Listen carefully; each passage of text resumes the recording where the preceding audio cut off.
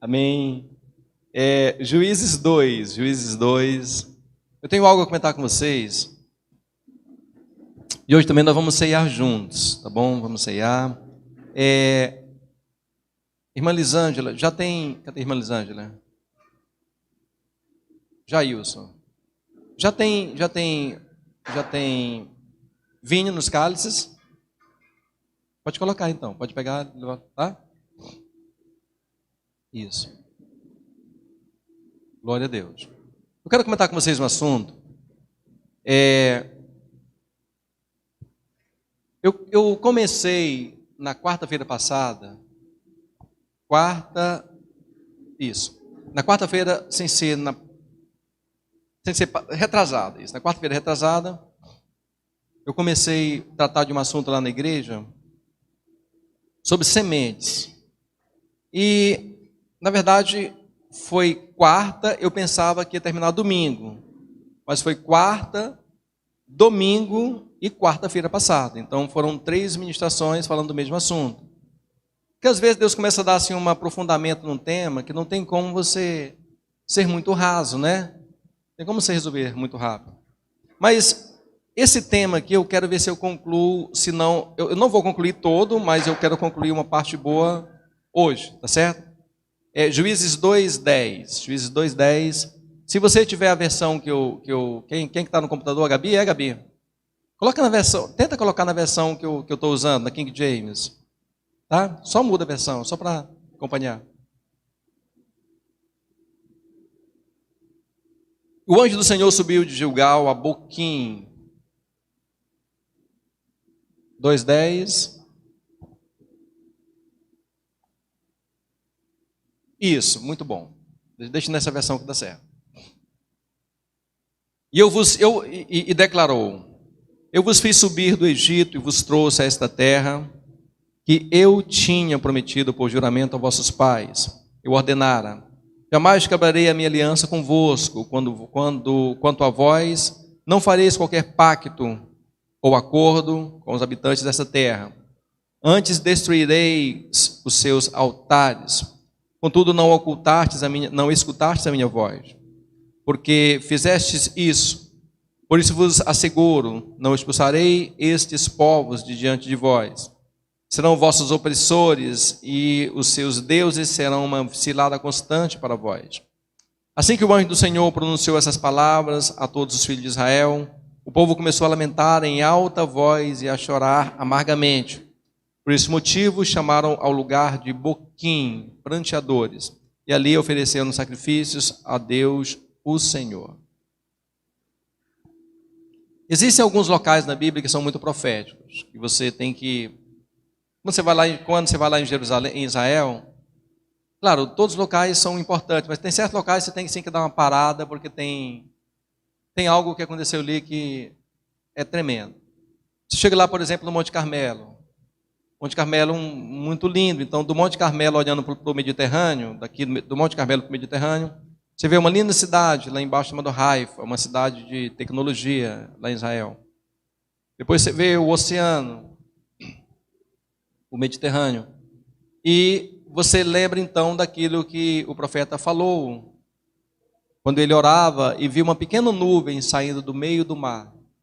Ele disse, lá naquele monte, ele disse: corre, avisa para Acabe, porque vai vir uma grande chuva, tamanho da mão de um homem. Você chega lá no monte Sinai, que é o mesmo Monte Horebe, que já fica no Egito, e lá também foi lugar de muitos acontecimentos miraculosos, foi o local onde Moisés recebeu o chamado para libertar o povo de Israel do Egito. Foi o local onde, posteriormente, o povo de Israel ficou ao pé do monte 2 anos recebendo uma palavra. Ou seja, tem locais que você não tem como você passar. Você tem que parar e tem que meditar. Chega na nascente do Rio Jordão, ao pé do monte Hermon. Lá na nascente do Rio Jordão, nasce um fiapiozinho de água e vai crescendo. E ali antigamente tinha uma caverna chamada Boca do Inferno, Porta do Inferno. E os pais levavam seus filhos em oferendas a Moloque e sacrificavam seus filhos naquele local chamado Porta do Inferno, na nascente do Jordão, aos pés do Monte Hermon. E o Senhor então leva seus discípulos lá na nascente do Jordão e fala: olha, tu és Pedro, e sobre esta pedra edificarei a minha igreja. Ele falou isso olhando para a porta do inferno. Edificarei a minha igreja e as portas do inferno não prevalecerão contra a minha igreja. Então, sendo lá, você não tem como passar passeio, não, você tem como parar e ser ministrado. E tem um local em Israel que recebeu o nome de Boquim. O que aconteceu? Assim, o anjo do Senhor, ele esteve com o povo de Israel naquele local. E quando a Bíblia fala assim, o anjo do Senhor, tem uma explicação diferenciada. Quando eu falei isso para os alunos, não é um anjo do Senhor, mas é o anjo do Senhor. Toda vez que a Bíblia fala do anjo do Senhor, é como se fosse uma teofania de Jesus Cristo sendo manifestado ali no Antigo Testamento, trazendo uma compreensão de um tema muito profundo. E lá em Boquim, o Senhor falou para o povo de Israel dizendo o seguinte: olha, eu vos fiz subir do Egito e vos trouxe essa terra que eu tinha prometido por juramento a vossos pais. E eu ordenara: jamais quebrarei a minha aliança convosco. Quanto a vós, não fareis qualquer pacto ou acordo com os habitantes dessa terra, antes destruirei seus altares. Contudo, não escutastes a minha voz. Por que fizestes isso? Por isso vos asseguro, não expulsarei estes povos de diante de vós. Serão vossos opressores e os seus deuses serão uma cilada ou constante para vós. E assim que o anjo do Senhor pronunciou essas palavras, todos os filhos de Israel e o povo começaram em alta voz e a chorar amargamente. Por esse motivo chamaram aquele lugar de Boquim, pranteadores. E ali eles ofereceram sacrifícios a Deus, o Senhor.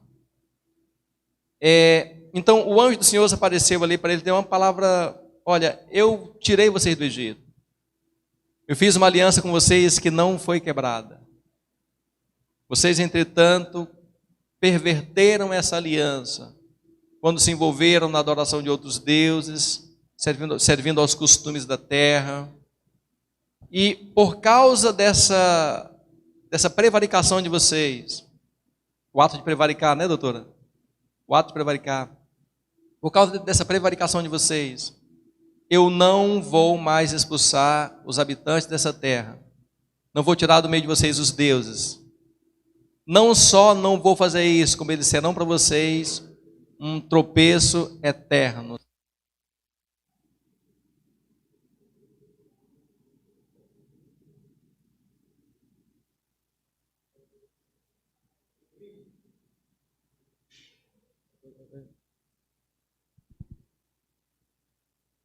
Oi, oi, oi, oi, oi, oi, oi, oi. Fecha não, Vinícius, não atrapalha, vai. Mexe não. Mexe não, tá? Oi, isso. Mexe não, deixa quietinho. Tira o teu dedo desse negócio aí. Porque mudou um pouco, tá? E assim, Vinícius, deixa igual estava a equalização antes, por favor. Tá. Porque à medida que à medida que Deus não expulsasse aqueles inimigos deles, eles iam conviver com aquela maldade durante muitos anos, durante toda a vida.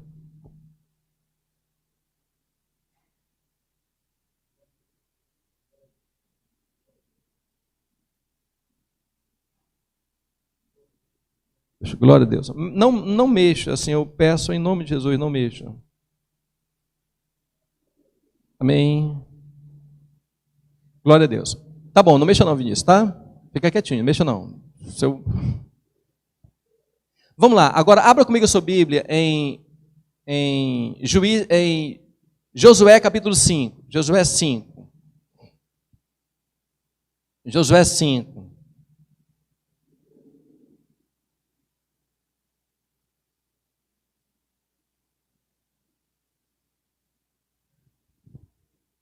Josué 5, 13, eu vou ler com vocês aqui, Josué 5:13. Josué 5:13.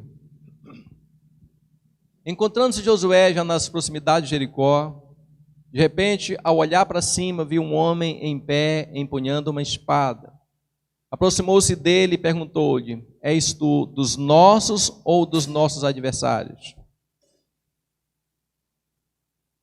Então o homem lhe informou: Não sou dos teus, nem pelejo contra ti. Venho com a responsabilidade de comandante do exército do Senhor. Então Josué prostrou-se com o rosto rente à terra, em sinal de reverência. E lhe indagou: Que mensagem o meu Senhor tem para o seu servo?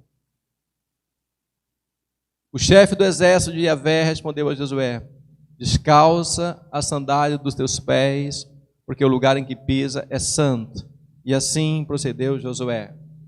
Veja que foram duas visitações do mesmo anjo, em momentos distintos, passados aí talvez uns 15, 20 anos, de uma para outra.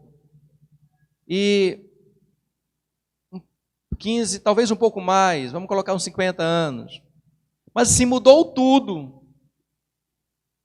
Nessa primeira visitação aqui em Josué, o anjo veio e falou: Olha, eu vim para que vocês tenham vitória. Eu vou estar com vocês. Assim, a presença daquele anjo poderoso ali indicava para Josué que aquilo que o Senhor tinha falado iria se cumprir, eles seriam vitoriosos. Ninguém poderia resisti-los. E você vê depois Josué conquistando Jericó, conquistando Ai, ele destronando reis, conquistando territórios, avançando em tudo que Josué empreendia, tudo que ele empreendia, ele tinha êxito. Tudo.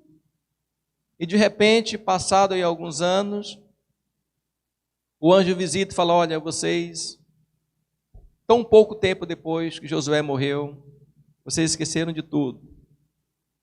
Vocês esqueceram da aliança.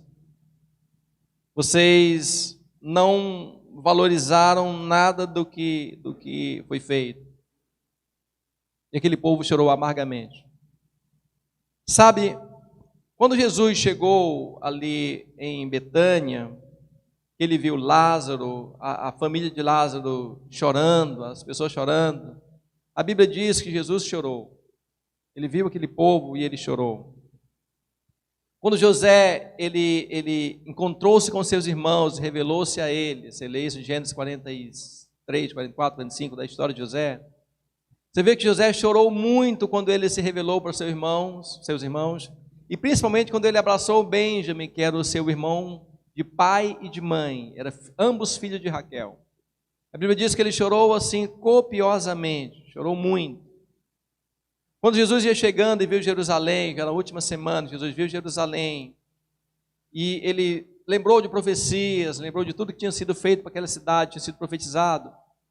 A Bíblia diz que ele chorou ao ver Jerusalém, e ele falou: Jerusalém, Jerusalém, como eu queria ter te ajuntado como uma galinha junto aos seus pintinhos, mas você não quis. Jesus então chorou Jerusalém, porque naquela terra ele viu não somente ali o que iria padecer naquela terra, ou que já tinha padecido, mas ele via ali toda a humanidade sendo padecida por distanciar-se de Deus. Quando Davi chegou em Ziglag, e os amalequitas tinham vindo contra Ziglag, e tinham destruído a cidade, o acampamento, tinham tocado fogo nos pertences, nos bens, tinham levado cativo a família de Davi, a família dos soldados, e Davi vinha de uma peleja, fugindo ali para alcançar em Ziglag, e quando chegou lá, Davi, a Bíblia fala que Davi chorou muito em outras ocasiões, mas nessa ocasião específica, Davi chorou, ele chorou até que não tivesse mais lágrima nos olhos. Chorou muito, muito, muito, muito, muito mesmo. E então, quando Esdras, depois de vir da Babilônia, conduzia ali em Israel uma grande um grande avivamento pela palavra do Senhor. E aquele avivamento consistia na reconstrução do templo, na ordenança das coisas do templo e em promulgar a palavra do Senhor ao povo. A Bíblia diz que Esdras e o povo, ao ouvir a palavra, choraram muito. E eles liam, suponho eu, o livro de Deuteronômio. E eles choravam muito, muito, muito. A leitura era em aramaico e alguém traduzia para hebraico, era lido em duas línguas. E quanto mais lia a palavra, mais o povo chorava. Então, quando o anjo do Senhor, assim, nesse mesmo sentimento de choro, falou para o povo de Israel que não iria mais tirar do meio deles os inimigos, que eles iriam conviver com eles, eles choraram amargamente, choraram muito. Boquim é um lugar onde o lamento, onde o choro tem que se fazer real. É um lugar de arrependimento. É um lugar em que nós precisamos repensar a nossa vida e as nossas atitudes. Porque o choro, quando alguém chora, ou um adulto, uma criança, é uma das mais fortes expressões assim, de sentimento mesmo, quando alguém chora. Então, o que o choro de Boquim tem a nos ensinar? Que lições nós podemos aprender? Uma vez que Jesus chorou, Davi chorou, Esdras chorou, o povo de Boquim choraram, todos choraram. O que nós devemos aprender? O choro de Boquim, ele tem uma conotação especial, porque ele evidencia que conquistas feitas anteriormente não seriam mais possíveis devido aos erros que eles cometeram. Ele evidencia que eles tinham tomado atitudes erradas e que se essas atitudes erradas não fossem reconduzidas ao certo, eles iriam acabar-se totalmente. Então, no capítulo 1, quando você medita no capítulo 1, nós lemos o capítulo 1 ainda há pouco, você vê assim, o povo começa a vencer e na sequência começa a fazer alianças. Alianças, alianças, alianças. O Senhor tinha, por exemplo, Juízes 1:19, o Senhor tinha uma palavra muito clara para Judá, uma das tribos de Israel. E em Gênesis 49, quando Jacó foi abençoar os seus filhos, Gênesis 49, 8, ele diz o seguinte, presta atenção, Gênesis 49, 8. Judá, teus irmãos o louvarão, tua mão estará sobre ti, sobre a cerviz de teus inimigos, e todos os filhos dos teus pais se curvarão reverentemente diante de ti. Judá é como um leão jovem quando ataca e mata a sua presa. Como um grande leão se assenta e deita-se com uma forte leoa. Quem tem coragem de perturbá-lo? Ou seja, Jacó tinha liberado uma palavra dizendo que Judá era como um leão assim destemido, um leão forte, um leão que ninguém era capaz de enfrentar. Então, no capítulo 1 de Juízes 1:19, diz que o Senhor estava com os exércitos de Judá. Eles ocupavam a terra central, a serra central, e eles, todavia, o Senhor, diga comigo, o Senhor estava com os exércitos de Judá. Agora, todavia, não conseguiram expulsar os habitantes dos vales, pois eles possuíam carros de guerra feitos de ferro. Ou seja, o Senhor era com eles. Tinha uma palavra profética de Jacó, determinando que aquele povo seria vencedor. Entretanto, o advérbio, né? O advérbio muda a situação do verbo. Entretanto, todavia, eles não fizeram como o Senhor tinha falado. E para Benjamim, o Senhor tinha liberado uma bênção para Benjamim, em Gênesis 49, 7. O Senhor diz, olha, Benjamim é um lobo predador, ao alvorecer ele devora a sua presa, ao pôr do sol divide seu despojo. Ou seja, Benjamim, ele é indestrutível.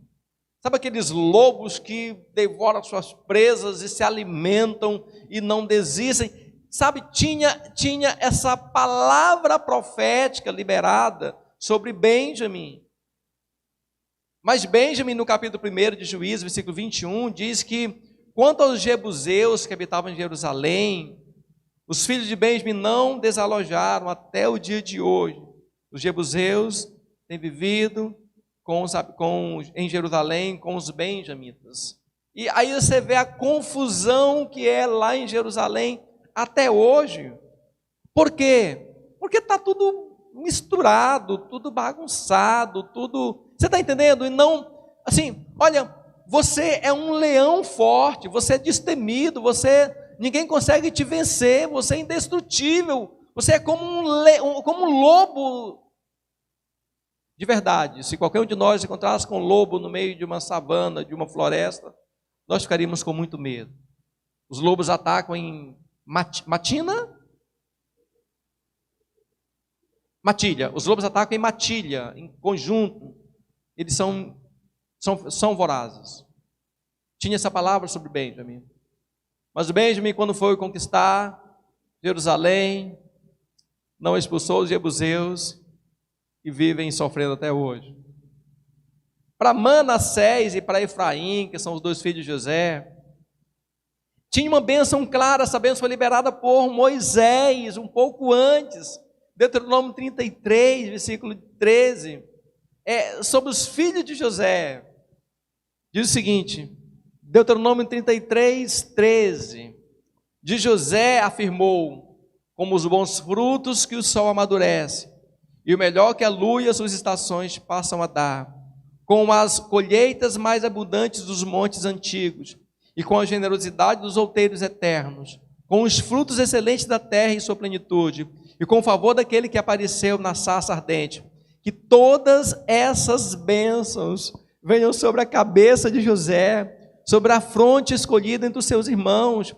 Ele tem a força e a galhardia do primogênito de um touro. Seus sinais de glória são como os chifres poderosos de um boi selvagem, com os quais ferirá as nações pagãs até os confins da terra. Assim são as dezenas de milhares de Efraim, assim são as milhares de Manassés. Olha a promessa, olha assim o tanto que era forte. Eram para dezenas, para milhares. Eles tinham um favor em todas as áreas. Eles tinham o favor da colheita, onde que eles empreendiam, da fartura. Tinha uma bênção declarada de Deus sobre a vida deles. Entretanto, em Juízes, capítulo 1, versículo 27, diz que Manassés, contudo, não conseguiu expulsar o povo de Bet-sean, de Taanac, e de Dor, e de Ibleã, e do Megido, tampouco das aldeias vizinhas dessas cidades, porquanto os cananeus estavam decididos a permanecer naquela terra. Mais tarde, quando Israel tornou mais forte, submeteu os cananeus os cananeus a tributos e trabalhos forçados, mas não expulsou a todos. Mas tinha uma bênção declarada. Sabe, existe um hiato, existe um vale muito grande entre uma promessa que Deus nos dá e a nossa postura em tomar posse dessa promessa. Em Efraim, para Efraim, capítulo 1, versículo 29, diz que a tribo de Efraim não derrotou os cananeus que moravam na cidade de Gezer. E assim os cananeus seguiram vivendo entre o povo de Efraim até hoje. E assim, Manassés não expulsou,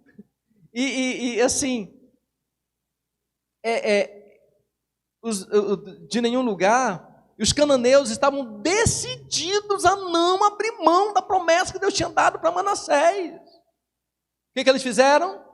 Aceitaram. O que Efraim fez? Aceitou. Mas tinha uma promessa. Zebulon, outra tribo grande de Israel. Jacó tinha liberado uma bênção sobre Zebulon, dizendo o seguinte: Zebulon morará à beira do mar e se tornará um porto para muitos navios. Suas fronteiras se projetarão até o Sidom, ou seja, Zebulon conquistará pelo mar. Uma conquista marítima, uma conquista sem fim. Olha Deus projetando Zebulon para conquistar as nações distantes.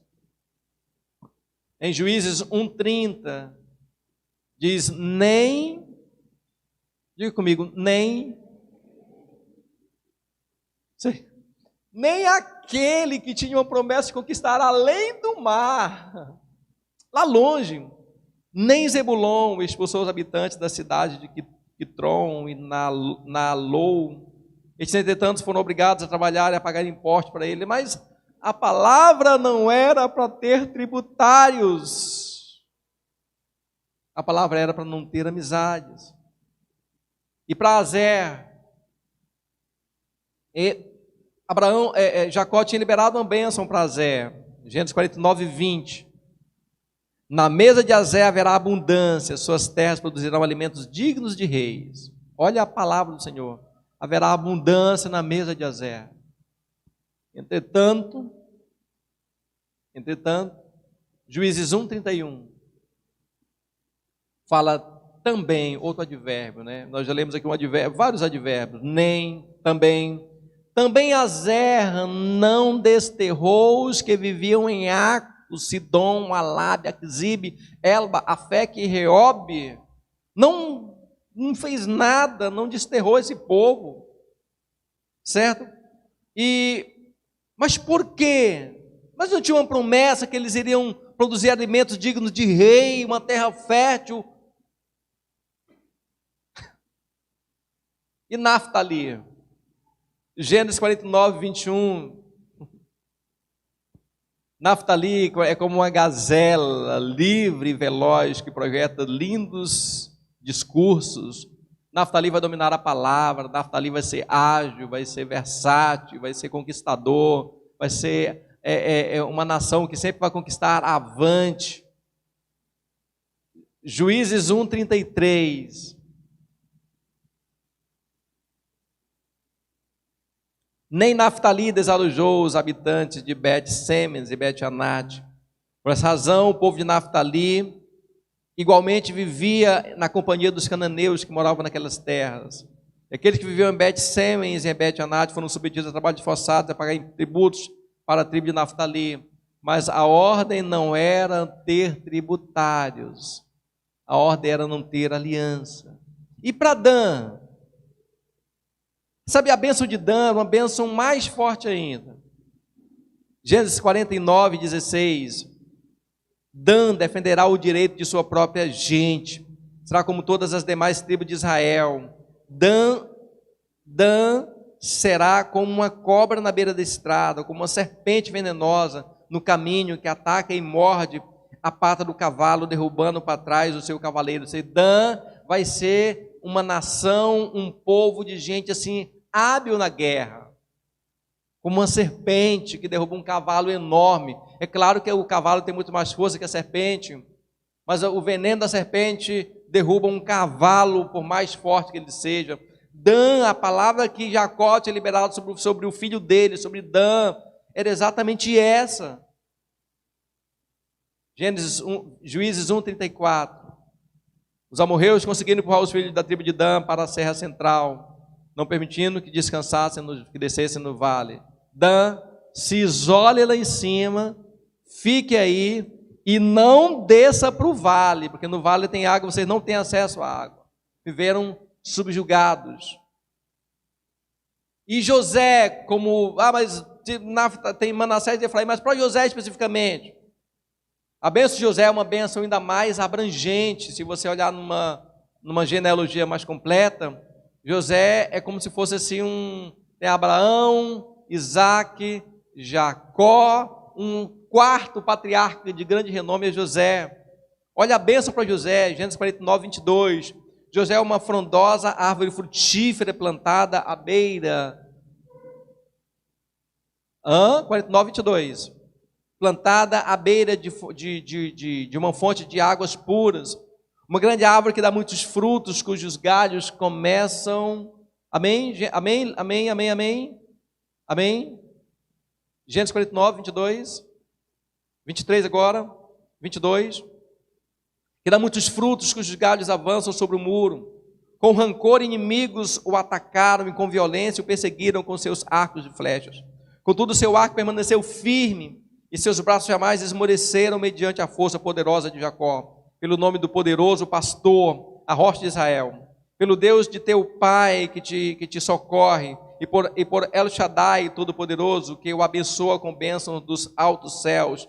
bênção das preciosas águas que circundam debaixo da terra, bênção de muitos rebanhos, de muitos filhos. As bênçãos de teu pai são infinitamente maiores que as bênçãos dos montes antigos, que as delícias das colinas eternas.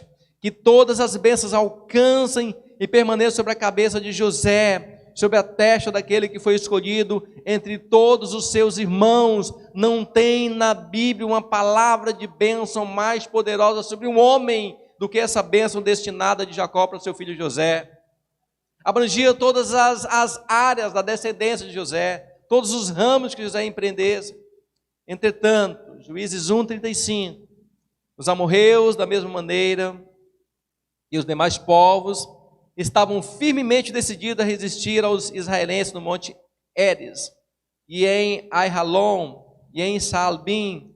Contudo, quanto à tribo de José foram fortalecidas, eles também foram obrigados a pagar tributos e a trabalhar para o povo de José, mas a ordem não era ter tributários, a ordem era expulsar.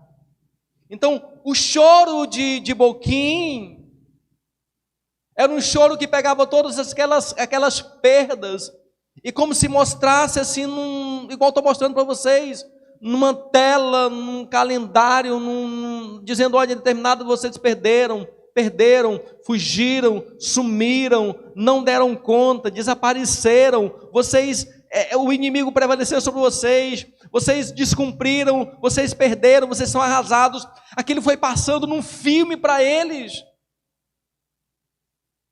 Então o choro em Boquim era um choro que significava que aquela perda, uma vez não corrigida, ela iria persistir ainda mais, iria ser mais destrutiva. E eles choraram bastante. Então que perdas foram essas?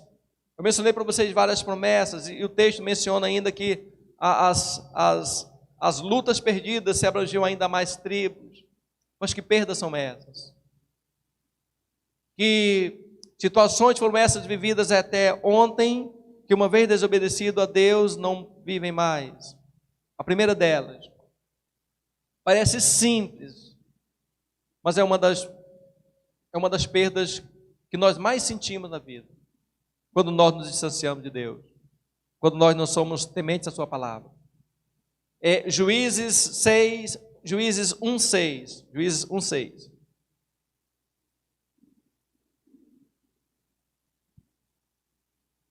Adoni-Bezeque fugiu, mas eles os perseguiram e o prenderam, e lhes cortaram os polegares das mãos e dos pés. Adoni-Bezeque exclamou: 70 reis com os polegares das mãos e dos pés cortados apanhavam migalhas debaixo da minha mesa. Como eu fiz, Deus me retribuiu. E levaram a Jerusalém e ali morreu. Sabe quando nós perdemos o nosso contato? Eles tinham vencido Adoni-Bezeque dessa maneira. Adoni-Bezeque cortava. Faz favor aqui rapidinho, filho. Rapidinho. Tire. Não, você. Isso. Tira a sandália, vai, vem cá. Rapidinho, só para vocês entenderem aqui. Fique em pé bem aqui, por favor. O que Adoni-Bezeque fazia? Em pé, lá em cima, só para a gente ver. Isso, tanto que ele está bonito. Isso. Presta atenção. Ele pegava dos reis e cortava os polegares. Cortava esse dedo, sem ele, pode, sem ele. Cortava esse daqui, cortava esse daqui e cortava esse. O que Adoni-Bezeque fazia? Ele misericórdia. Ele inibia o povo. Ele inibia o povo de segurar uma espada. Segure seu dedo. Aí eu pergunto a vocês: tem força? Segure com outra mão. Porque o que dá força... Coloca agora o polegar. Libera o polegar. O que dá força é o polegar. Ele que prende. Adoni-Bezeque cortava os polegares das mãos.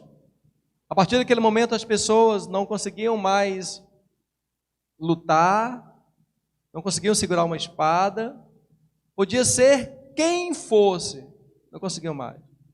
Além disso, Adoni-Bezeque cortava os polegares dos pés. Sabe, eu nunca tinha pensado nisso, Ricardo, mas você que é da área, você entende. Uma pessoa sem esse polegar aqui, os dois, qual o problema dele? Ficou só com os pés? Não, ele não consegue mais correr. Porque a velocidade para correr não é dos outros dedos. A velocidade para correr é do polegar do dedo principal do pé. Então, quando Adoni-Bezeque cortava os polegares, eles ficavam sem atitude para segurar uma espada e para correr de um inimigo. Ou seja, eram presas fáceis. Então, quando o Senhor corrigiu Israel, disse: olha, vocês venceram quem fazia isso com vocês. Vocês tiveram poderes para ferir Adoni-Bezeque. Entretanto, agora vocês estarão no lugar deles. Vocês ficarão sem as mãos, sem os polegares das mãos e sem os polegares dos pés. Sabe? E esses 70 reis que ele menciona, que Adoni-Bezeque menciona, ilustra a situação difícil, todos aqueles que se entregam ao inimigo. O que acontece? Eles ficam incapazes de correr e de lutar devidamente. Não conseguem usar uma espada com eficiência, não ocupam mais o trono, mas sim uma posição humilhante. E em vez de se banquetear à mesa, vivem de restos e migalhas. Que grande diferença faz viver na fé e reinar com Deus do que viver entregue em desobediência. Você vê muitas pessoas numa condição semelhante. Tudo que eles pegam na mão dá errado. Tudo que eles empreendem fazer dá errado. Tudo que eles dá errado, por quê? Perderam a autoridade. Nós perdemos a nossa autoridade quando nós nos entregamos em alianças das quais o Senhor não permitiu que nós nos entregássemos. Sabe, a gente começa a fazer alianças com o mundo e eu, como pai, tenho que vigiar nisso também, como pastor, vigiar nisso também. Sabe, entra numa sutileza tão grande, ou às vezes tão assim imperceptível, mas vai entrando, com o objetivo de nos extrair nossos polegares dos pés e das mãos e nos fazer totalmente fracos. Quando Israel teve aquela notícia pelo anjo, eles lembraram logo de Adoni-Bezeque, falou: meu Deus, se o Senhor nos permitindo as mãos, nós fizemos aliança com o povo, ao invés de guerrearmos com ele, e os destronarmos e tomarmos posse da promessa que ele nos deu, como será agora, quando nós não podemos mais nem fugir e nem segurar uma espada? Sabe, a falta de confiança em Deus faz com que nós percamos as nossas habilidades em manusear bem as nossas espadas, com a nossa Bíblia. E, na verdade, nós acabamos tendo uma vida de sofrimento. E nós percamos também a nossa agilidade emocional, agilidade física. Nos tornamos débeis em muitas áreas. Por quê? Perdemos o contato com Deus. Perdemos a nossa linha de trabalho com Deus. Então, mais que nunca, Boquim nos lembra que nós precisamos romper definitivamente as alianças com o mundo. De verdade. Segundo, Juízes 1:8. Presta atenção. Juízes 1:8. E os homens de Judá invadiram também Jerusalém e a conquistaram. Eliminaram todos os seus habitantes ao fio da espada, aí a incendiaram. Depois os filhos de Judá desceram para combater os cananeus que habitavam na serra, no Neguebe e em Cefelá, baixada entre a planície costeira e as montanhas. Em seguida Judá marchou contra os cananeus que viviam em Hebron, anteriormente conhecida como Quiriate-Arba. Derrotaram, diga comigo, Sesai, Aimã e Talmai. Tá. De lá marchou contra os habitantes de Debi, cujo nome de Debi era antes Quiriate-Sefer. Então Caleb declarou: ao responsável por atacar e conquistar Quiriate-Sefer, darei minha filha Axa em matrimônio. Quem conquistou a cidade foi Otoniel, filho de Kenaz, irmão mais novo de Calebe, e este lhe entregou sua esposa Axa. Sabe, Sesai, Aimã e Teumai eram gigantes da tribo dos Anaquitas. E quando Moisés enviou homens para espiar a terra, uma das coisas que eles mais ficaram assustados foi porque naquela terra eles encontraram gigantes.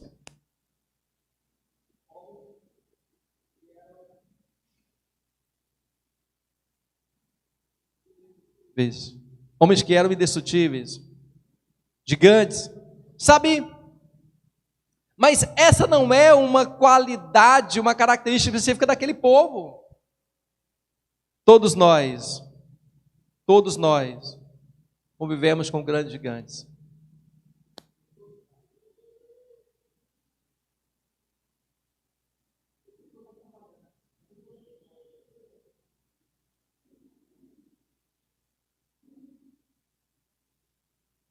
Ele da LO, o que é LO? É parado? Arrume outro microfone, vai. Descarregado, é? Tá bom, vamos lá. Então, todos nós convivemos todos os dias com grandes gigantes. E quando nós fazemos aliança com o mundo, o que acontece? Nós perdemos a capacidade de vencer gigantes. E as lutas das quais nós somos colocados, geralmente são lutas maiores que nós. São conquistas que são muito maiores, às vezes, do que a nossa própria capacidade. Quando nós quebramos a nossa aliança com Deus, aquilo se transforma em algo indestrutível, invencível. A capacidade de vencer gigantes, ela é totalmente abalada. Então, você se vê diante de uma situação, teoricamente, muito simples de vencer, muito fácil de resolver, mas pelo fato de estar distante de Deus, aquilo que é fácil, que é tão simples, que é tão óbvio, se transforma em algo que você não consegue entender, não consegue resolver. Sabe, a gente tem que estar atento. A nossa capacidade de vencer gigantes, ela é duramente atingida quando nós quebramos o nosso pacto e a nossa aliança com Deus. Daí você vê pessoas que têm habilidades, têm capacidade de vencer coisas muito maiores, mas acabam não vencendo.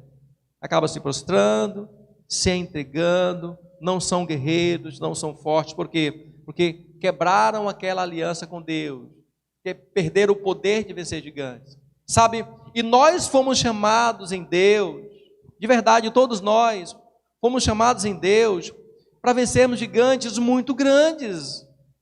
Sabe, Davi, o que fez Davi ser grande foi o fato de ele ter começado o seu ministério vencendo grandes gigantes. Eu lembro que isso tem alguns anos, eu não preciso o ano agora, já tem algum tempo.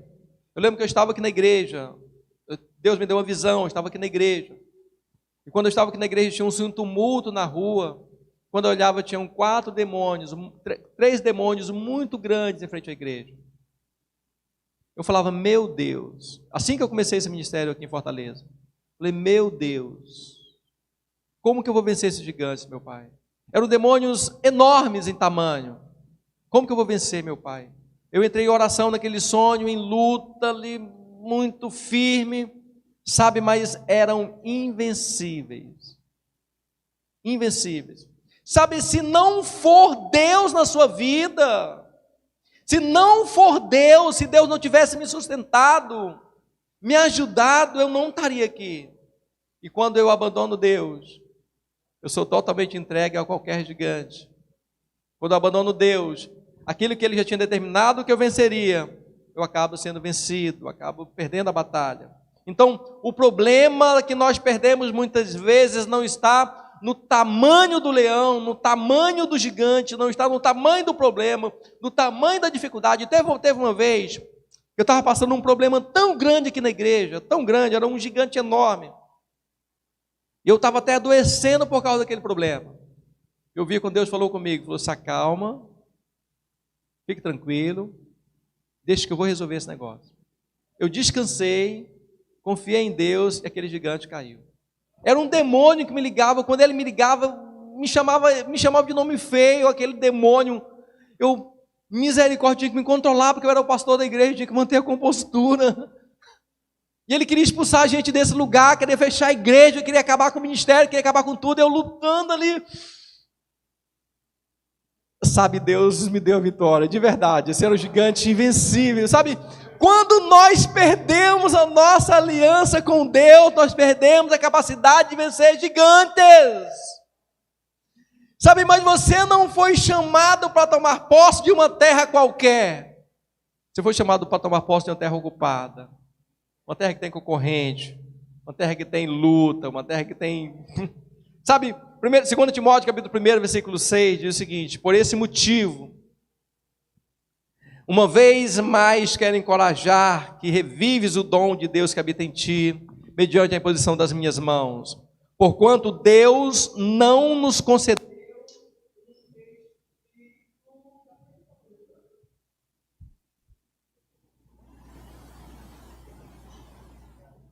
Glória a Deus. Só regula para mim, por favor, meu filho. Glória a Deus.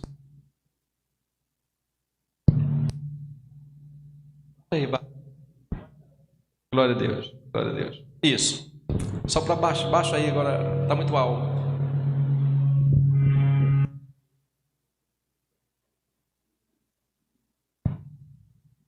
Glória a Deus. Glória a Deus, glória a Deus.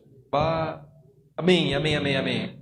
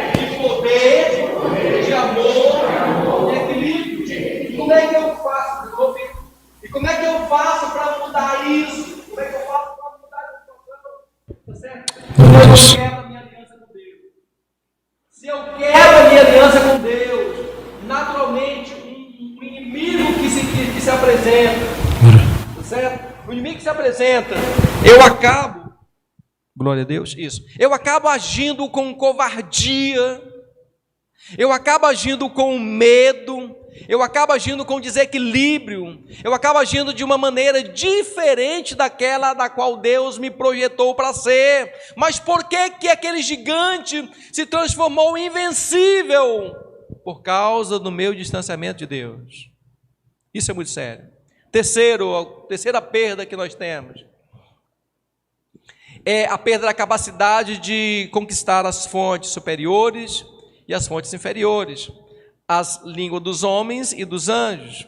Juízes 1,14 diz o seguinte: assim que passaram a viver como marido e mulher, ela o convenceu a deixá-lo, pedir um campo como herança a seu pai. Axa foi até Calebe, e assim que saltou do jumento, seu pai lhe indagou: o que desejas? Ela então lhe rogou: concede-me uma bênção, visto que me destinaste às terras secas do Neguebe, dá-me também as fontes de água. E Calebe lhe deu as fontes superiores e as que ficavam nas terras de baixo. Sabe, a fé, assim, o ser destemido, o ser conquistador, parece que estava no sangue de Calebe. Sabe, fazia parte do DNA daquele povo. Você vê que foi ele, depois o sobrinho dele, depois a filha dele, e todos eles eram conquistadores, tá certo? A família assim corria no sangue de Calebe, a fé, na família de Calebe. Eles conquistaram Debi, tá certo? Assim, e como recompensa pela conquista de Debi, Otoniel recebeu como herança, como recompensa, a filha de Calebe, Axa, tá certo? Que a Calebe posteriormente foi chamado para servir como juiz em Israel, tá certo? E água naquela época era um bem precioso. E as terras que Axa tinha recebido como herança eram terras sem água. Sabe, mas ela chegou lá no seu pai, falou: pai, eu sei que o Senhor tem me dado umas terras difíceis de serem cultivadas. Falou para Caleb, para Otoniel: Otoniel, vai pedir para o meu pai. Falou: não, o pai é seu, peça a você. Eu sei que você me deu umas terras difíceis de serem conquistadas, que eu não consigo conquistar. Mas deixa eu te falar, meu pai, me dê águas que tenham fontes de nascentes superiores e que sejam terras de vales. Caleb olhou para Axa e falou: olha, então eu vou lhe dar, porque você pediu, eu vou lhe dar as fontes superiores e as fontes inferiores, terras que tenham águas nascentes de todas as formas. Sabe, o que faz com que a pessoa perca essa capacidade de dominar na terra e no céu? Como o apóstolo Paulo fala da língua dos homens e dos anjos, o que faz com que percam? Quando ele faz alianças com o mundo, quando ele faz alianças que são diferentes daquela que Deus tem para ele. Quando ele entra por esse caminho, na verdade ele entra num caminho de derrocada, de morte. Tá certo?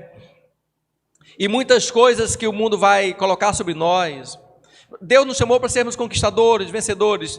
O mundo vai querer colocar sobre nós somos coitados, sabe? Vai impor sobre nós um coitadismo mesmo muito grande, uma forma de opressão mesmo, de não ser ninguém. Aquilo vai se tornando cada vez mais forte. E você vai perdendo totalmente o contato com Deus para requerer fontes superiores. Você vai dizer: Deus, a prova que o Senhor me deu é realmente muito difícil, o desafio que o Senhor me deu é realmente invencível, a família que o Senhor me deu é realmente impossível de viver, a casa, o negócio, tudo você vai colocar uma dificuldade enorme. Por quê? Perdeu o contato com Deus, perdeu a capacidade de pedir fontes superiores. Por parte desse coitadismo se explica pelo fato de a pessoa estar sempre envolvida com o pecado. Quando a pessoa está envolvida com o pecado, ela se sente imprópria da presença de Deus, fica sempre às margens. E quem fica às margens nunca está no leito. E a perda das fontes superiores, elas indicam que na sua vida, por mais que você lute, por mais que você faça alguma coisa, você não vai ver milagres. Você não vai ver o favor de Deus. Você não vai sentir a mão de Deus atuando na sua frente, agindo com você na sua frente. A perda das fontes inferiores significa que tudo que você vai fazer sempre será muito difícil. Tudo. Tem pessoas que conversam comigo e falam: mas pastor, a minha vida realmente é muito difícil. Tudo que eu penso, o que eu faço é muito difícil. Eu conheci a história de um pastor. A história dele é muito forte. Ele não tinha noção, não tinha mente, não tinha nada, vivia como verme até os 13, 14 anos de idade. E depois, quando ficou mais velho, começou a orar. E um dia ele estava orando, fazendo uma campanha de oração no quarto da igreja, sozinho de madrugada. Quando ele viu que não, se apareceu para ele uma serpente muito grande. Aquela serpente era o próprio diabo encarnado, dizia: eu vim te matar. Eu vim te destruir, eu vim acabar com a tua vida. Aquele homem fracozinho ainda orava, sabe? Mas ele não tinha perdido a ligação com Deus de pedir vitória naquela situação. Outra vez estava num campo, orando no meio do campo, quando ele falou que levantou-se uma serpente do tamanho dele, se encarnou uma serpente do tamanho dele. Aquela serpente fazia assim, falou: eu vim te acabar, eu vou te destruir, eu vou destruir a tua vida, eu vou acabar com você. E aquela luta travada daquele homem com aquela serpente, com aquele diabo, sabe, se ele não tivesse ainda a autoridade de requerer em Deus conquistas superiores e conquistas inferiores, ele teria perdido. Nós precisamos disso. Sabe, a gente precisa vencer na terra e no céu. Jesus crescia o quê? Em graça e em conhecimento diante de Deus e diante dos homens. Não é só crescer em graça, é bom. Não é só crescer em conhecimento, é bom. É nas fontes superiores e inferiores. E nós perdemos esse tato, perdemos essa capacidade de crescer nas fontes superiores e inferiores quando nós erramos, quando nós fazemos alianças das quais Deus não quer que nós façamos, quando nós tomamos decisões das quais Deus quer que nós não partamos para aquele lado, tá certo? Então isso é muito sério. Quarta perda que nós temos. Juízes 1:19. O que fala só no começo? Presta atenção, Juízes 1:19. Diz que o Senhor estava com os exércitos de Judá.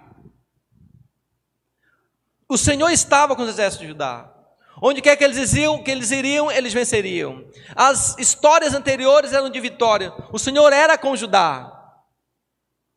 Tá certo? O Senhor era com Judá. Depois você vê a derrocada aí. Certo? Então, quando nós perdemos o nosso tato com Deus, quando nós perdemos a nossa intimidade com Deus, quando nós erramos, quando nós nos desviamos da palavra dEle, nós perdemos a nossa capacidade de acumular vitórias.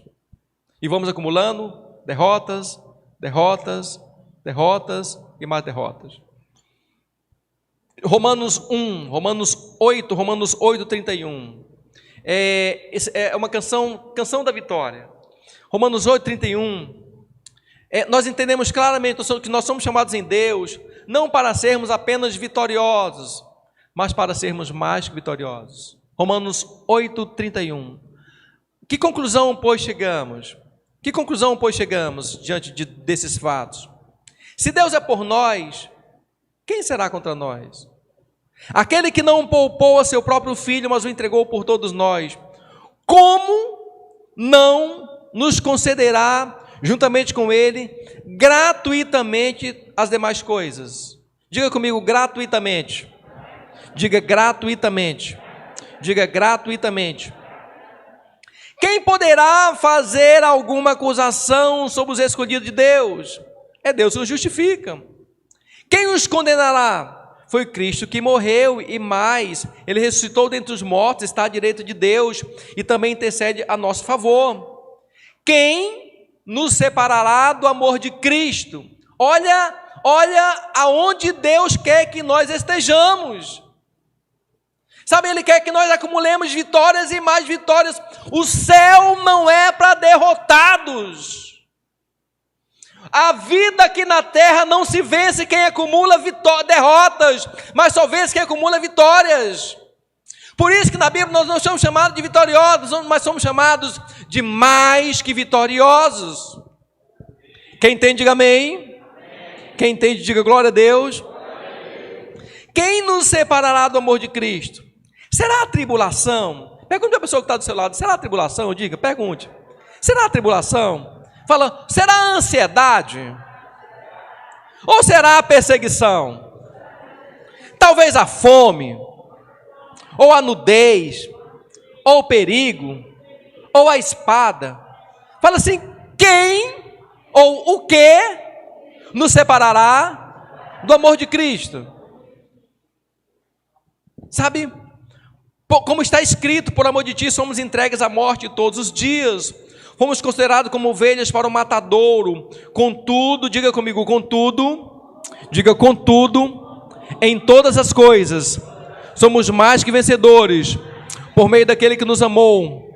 Porque estou bem seguro de que nem a morte, nem a vida, nem anjos, nem demônios, nem o presente, nem o futuro, nem qualquer poder, nem altura, nem profundidade, nem qualquer outra criatura poderá nos afastar do amor de Deus que está em Cristo Jesus, o nosso Senhor. Diga, nada poderá me afastar do amor de Deus. É uma promessa latente de Deus que nós seremos mais que vencedores em todas as áreas, sabe?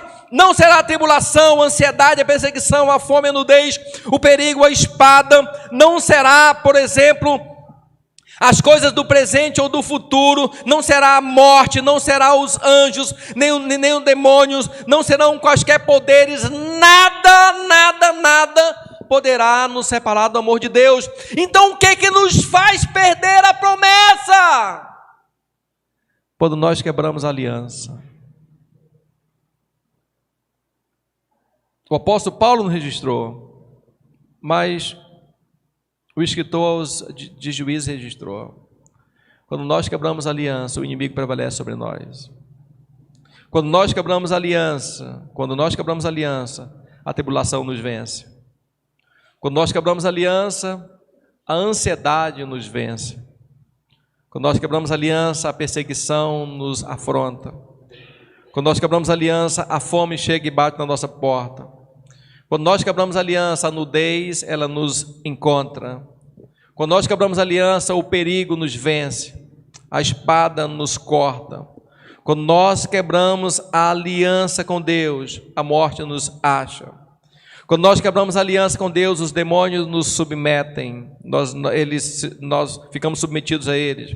Quando nós quebramos a aliança com Deus, nós perdemos o futuro, nós perdemos o presente. Quando nós quebramos a aliança com Deus, qualquer coisa nos afronta, qualquer coisa nos faz correr, qualquer coisa nos faz perder, qualquer coisa nos dá adoecimento. Nós vivemos numa sociedade doente. Por que essa sociedade é doente? E esse adoecimento não pode pegar a igreja do Senhor. Por quê? Porque em Cristo nós somos mais que vencedores. Quem tem, diga amém. Quem tem, diga amém. Sabe, o Senhor nos concede um ministério que flui. Em Marcos 16, 17, muito claramente, em Marcos 16, 17, eu falo, e estes sinais, Marcos 16, 17, amém, e estes sinais, Marcos 16, 17, amém, Marcos 16, 17, Marcos 16, 17, amém, e estes sinais acompanharão aos que creem, em meu nome, vamos ficar em pé, queridos, em meu nome expulsarão demônios, olha como é indestrutível, em meu nome expulsarão demônios, diga glória a Deus, em meu nome expulsarão demônios, e falarão novas línguas, sabe, pegarão em serpentes, passa para mim, por favor, minha filha, por favor, isso, por favor, me acompanhe, é a Gabi, eu vou puxar a sua orelha depois, Gabi, Vinícius, deixa a Gabi sozinha, por favor, deixa ela sozinha, isso, você está atrapalhando ela, isso, está atrapalhando, sabe, pegarão em serpente com as mãos, sabe, não é para ter medo do diabo, não é para ter medo do que ele faz, não é para ter medo do que ele pode inventar na sua casa, na sua família, você vai pegar, ninguém em sã consciência, pega numa serpente com a mão no meio dela, mas se você tem o Senhor na sua vida, a serpente não pode lhe causar mal, você é mais que vencedor, pega na serpente com a mão, se beberem algo mortífero, de modo nenhum lhes fará mal, se tomar Coronavac, Corona X, Corona Y, aquilo que você não sabe o que vai dar, você ora e diz, Deus, eu não sei o que colocar nessa vacina, mas vou tomar para ficar bom, então eu vou ficar bom, e vai ficar bom sim pela fé, se beber algo mortífero, não lhes fará mal algum, imporão as mãos sobre os enfermos e os curarão. Que poder é esse que Deus dá à sua igreja? É um poder que torna a igreja indestrutível. Diga glória a Deus, diga aleluias. A autoridade que Ele nos dá é uma autoridade que extrapola o pensamento humano, a capacidade humana. Lucas 10, 19, olha só o que o Senhor fala, atentai, estejam atentos, atentai, eu vos tenho dado autoridade para pisar de serpentes e escorpiões. Se alguém tem dúvida, presta atenção, não movimenta, se alguém tem dúvida, presta atenção, o Senhor falando, eu vos dei autoridade para pisar serpentes. Não é ninguém que tem que vir pisar no meu lugar. Não. Essa luta é uma luta minha e Deus vai me dar vitória. Então quem vai pisar? Sou eu. Quem vai enfrentar? Sou eu. Quem vai vencer? Sou eu. Quem vai erguer a vitória? Sou eu. Não é ninguém, meu lugar sou eu. É para mim essa palavra diz, olha, eu vos tenho dado autoridade para pisar de serpentes e escorpiões. Assim como todo o poder do inimigo, diga todo o poder do inimigo, está sujeito a autoridade que o Senhor tem me dado como igreja. Diga: todo o poder do inimigo está sujeita à autoridade que o Senhor tem colocado em mim como igreja.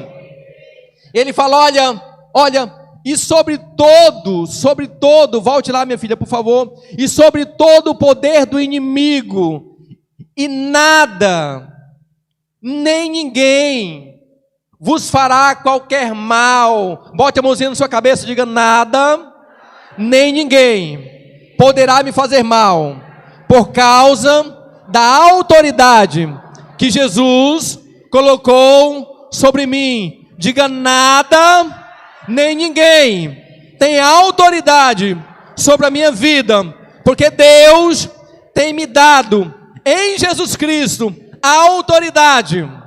Sabe, queridos,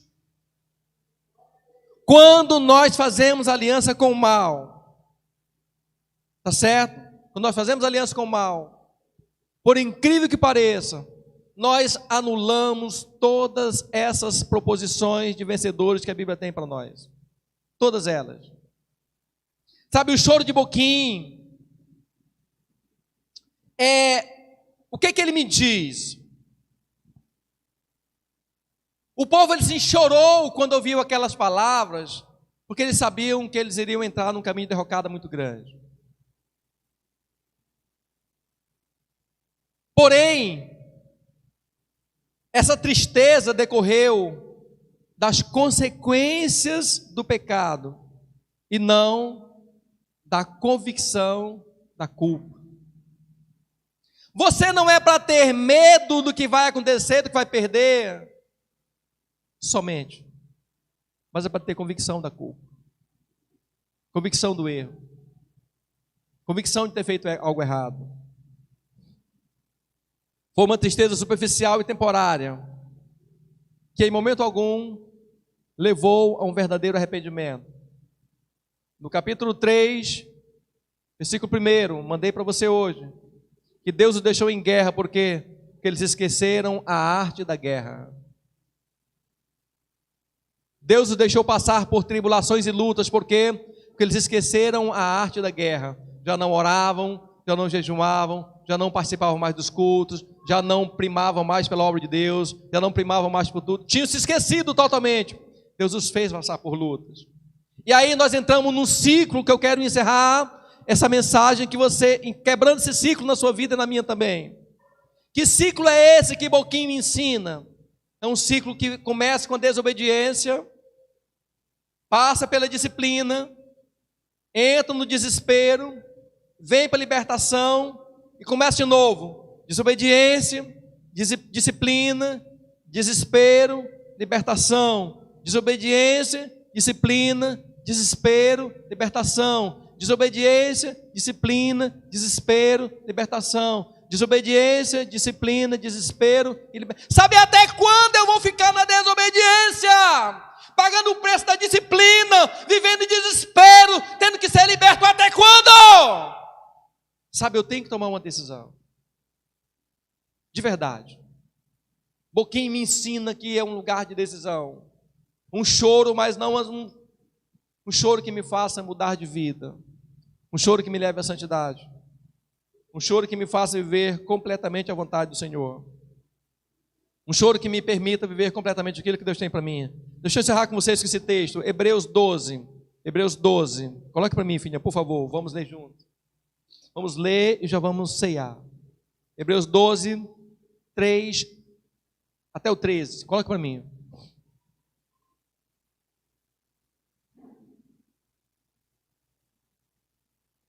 Diga glória a Deus. Diga glória a Deus. 12, 3. Refleti profundamente sobre aquele que suportou tamanha oposição dos pecadores contra a sua própria pessoa, para que não vos fadigueis, tampouco desanime, tampouco faça aliança com o mal.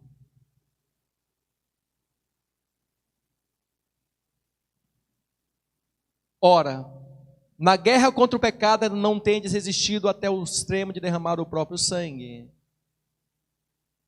estáis esquecidos da palavra de encorajamento, que ele vos dirige a vós como a filhos. Filho meu, não desprezeis a disciplina do Senhor, nem desanimeis quando por ele sois repreendidos. Pois o Senhor disciplina a quem ama e educa a todo aquele a quem recebe como filho. Suportai as dificuldades, aceitando-as como disciplina. Deus vos trata como filhos. Ora, qual é o filho que não passa pela correção de seu pai? Mas se estáis sem orientação, da qual todos se têm tornado participantes, então não sois filhos legítimos, mas bastardos. Além do mais, tínhamos nossos pais humanos que nos educavam, e nós os respeitávamos. Quanto mais devemos toda obediência ao Pai dos Espíritos, para então vivermos. Porquanto nossos pais nos disciplinavam por um espaço curto de tempo, da forma que melhor lhes parecia. Deus, entretanto, nos corrige para um bem maior, a fim de que possamos participar plenamente da sua santidade. Toda correção, de fato, no momento em que ocorre, não nos parece ser motivo de contentamento, mas de frustração. Mais tarde, no entanto, produz frutos de justiça e capaz de justiça e paz para todos aqueles que por ela foram disciplinados. Sendo assim, fortalecei as mãos enfraquecidas e os joelhos vacilantes. Preparai caminhos retos para os vossos pés, para que aquele que manca não se desvie, pelo contrário, seja curado. O que eu estou falando para vocês? Deixa lá o versículo anterior, filha, por favor. Entenda. Sendo assim, por mais simples que eu falei para vocês, por mais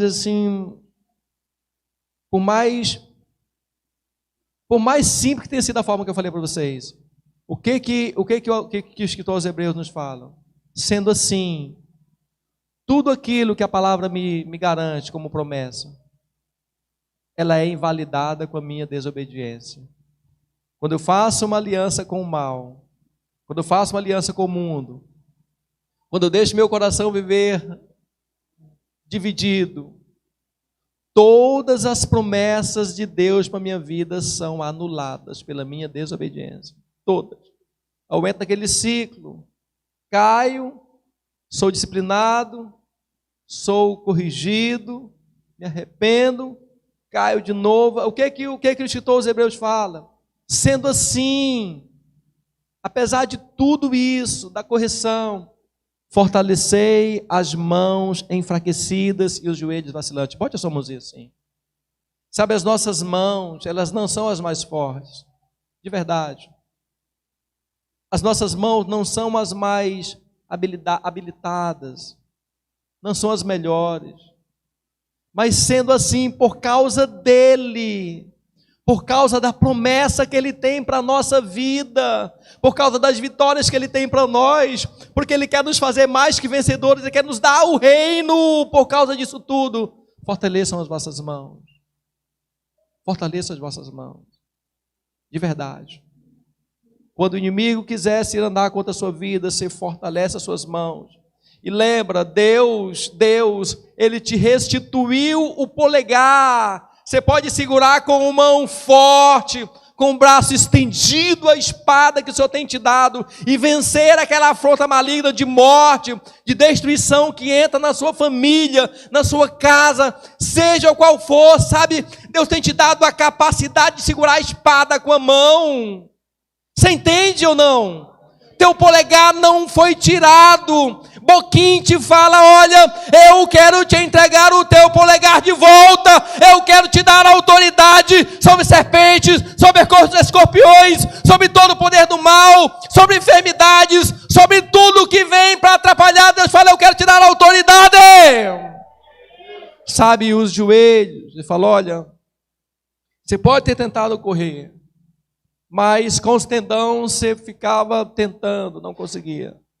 Você pode ter sofrido de medo em determinadas situações. Você pode ter passado por situações de desespero. Mas o que o Senhor fala? Fortaleçam os joelhos vacilantes. Sabe, meus joelhos estão vacilando por causa da situação. Fortalece, bota os pés firmes no chão. A Bíblia fala que o Senhor tem nos firmado, nos colocado sobre uma rocha. Ele é a rocha da nossa salvação. Ele é a rocha e nele nós não tememos nada. Por quê? Porque nós somos mais que vencedores. Boquinha é lugar de choro, é lugar de lamento, é lugar de mudança, é lugar de transformação, é lugar de Deus. Eu quero que a vitória que o Senhor me prometeu seja real. Eu quero que a salvação da minha família seja real. Eu quero que tudo, eu quero, sabe assim, quando o Luciano estava enfermo, muito enfermo, sabe qual era a nossa oração? Eu dizia assim, a pastora orava dizendo o seguinte: Deus, eu não aceito que tenha baixa no quartel. Deus, ele é um soldado desse quartel, nós não somos muito, então não deixa ter baixa. E Deus ouvia aquela oração, e a pastora orava com os joelhos fortes. Quanto mais você dobra o seu joelho no chão, mais forte você fica. Quanto mais você dobra o seu joelho no chão, mais poderoso você é, mais autoridade você tem. Sendo assim, fortalecer as mãos enfraquecidas e os joelhos vacilantes. Quanto mais você se coloca diante de Deus, mais autoridade Ele te dá, e mais Ele ouve a sua oração, e mais a promessa se cumpre na sua vida. Não é para fraco. Não é para fraco. 13, não é para fraco. Sabe, não é para fraco. Pode passar, filho, 13. Não é para fraco. Preparai, sabe, estava tudo para dar errado. Tudo ia dar errado. Você cantou ainda agora, olha. Canta de novo aquela canção linda. Prepara aqui para o pessoal do louvor, pode preparar. Sabe, era para ter dado errado.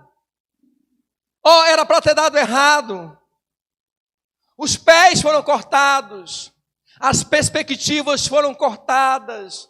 Não tinha mais esperança, estava destruída. Ele falou: olha, preparai caminhos retos para os vossos pés, para que aquele que manca não se desvie, pelo contrário, seja curado. Preparai caminhos retos para os vossos pés, para que se alguém tiver mancando, não se desvie, mas seja atingido pela unção de Deus que tem na sua vida.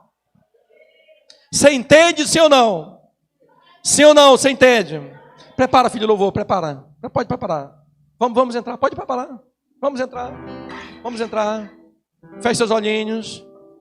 Em nome de Jesus. Em nome de Jesus.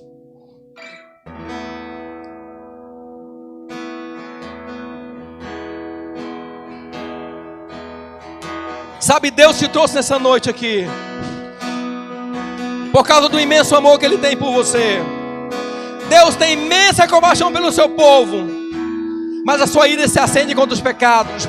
Deus te trouxe essa noite aqui para te dizer: você tem que passar por Boquim, para que você entenda que o anjo que Ele manda em Boquim, Ele não quer mandar, Ele quer mandar o anjo enviado lá com Josué. Josué se prostra e fala para ele: olha, de onde você é? Fala: eu sou príncipe do exército do Senhor. Ninguém te poderá resistir todos os dias da tua vida. Como eu fui com Moisés, eu serei contigo. Tão somente ser forte e corajoso. Não te desespere, não te desanime. Olha, ser forte e corajoso, porque você vai fazer este povo herdar a promessa. Deus tem te trazido hoje à noite para te fazer um conquistador da promessa dele na sua vida.